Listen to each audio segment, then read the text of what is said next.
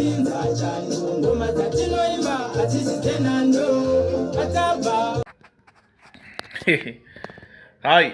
we are back again with yet another video. My name is Party Twice, Mr. Beast Zimbabwe, and we are broadcasting live from our Party Twice studios.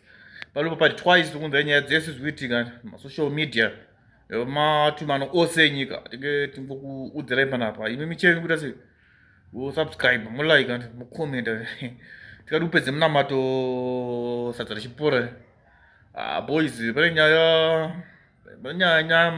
nyaya boys kunetsa matrending videos boys akutendereka pasocial media pane hakumana nyika yashata boys nyika yashata takumazuva ekuita sei takumazuva ekupedzisira hanzi kubudiriro budas boys budas and boys and kuti mapati ekulazana boys anoweze mapati ekulazana budiriro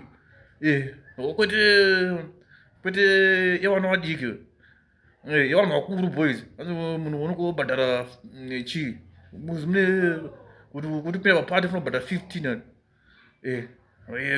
mamudheni momo anzi mupfeka mamask makamera anengatori munhu tokulazana imomo boys boys pakaipa tamazova nyika yashata tamazova ekupedzisira hanzi chakungobhadhara 15 mari motokupinde imomo mototaka kutolazana makamera aripo boys pakaipa